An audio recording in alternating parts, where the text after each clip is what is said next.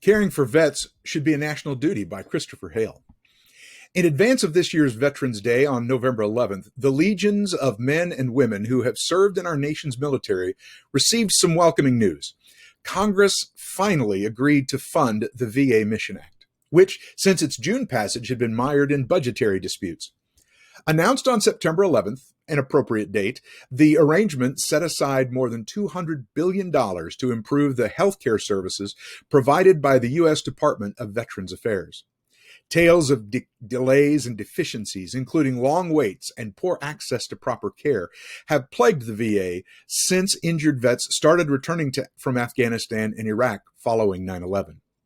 Last fall, 16 years after the war on terror began, the VA was still flooded with serious complaints about patient care, and earlier this year, concern about doctor shortages made headlines. It's these issues that the VA Mission Act seeks to address.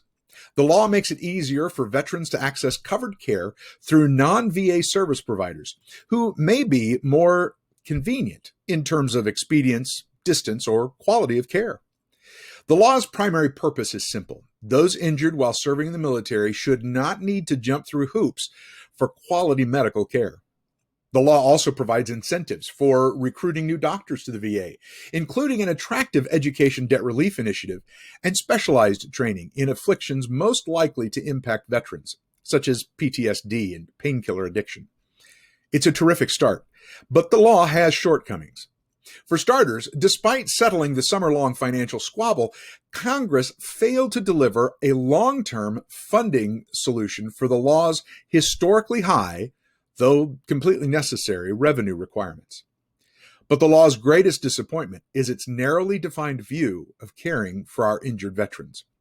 Tens of thousands of men and women have returned from Iraq and Afghanistan with permanent physical handicaps or deep emotional scars, wounds they will be coping with for the rest of their lives.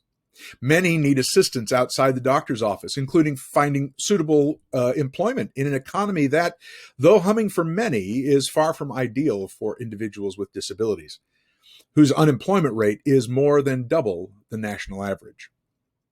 Truly comprehensive care would not only fix the VA, but expand it to empower injured veterans with economic opportunities, peer-to-peer engagement, and group-centric mental health programs that utilize injured veterans' greatest tool for overcoming battle-born trauma: each other. Of course, nonprofit organizations like the Wounded Warrior Project have been offering these life-affirming tools for well over a decade. But why should it be up to private charities to take care of those who battled and bled for their country? In a political landscape where we can't seem to agree on anything, it's likely that anyone, Democrat or Republican, would be challenged to find a single service provided by charities like the Wounded Warrior Project that doesn't deserve the full financial backing of the U.S. government.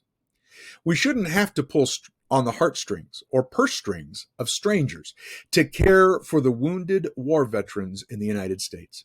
Their care should be provided in full by the American people. The VA Mission Act is a step in the right direction, but we can and should go further by expanding the definition of what caring for injured veterans means. Our wounded veterans deserve not only exemplary health care, but all the tools they need to reassimilate into civilian life despite missing limbs or shattered psyches, and to provide them what they are so obviously owed. The wealthiest country in the world should be relying on funding and not fundraising. Again, written by Christopher Dale.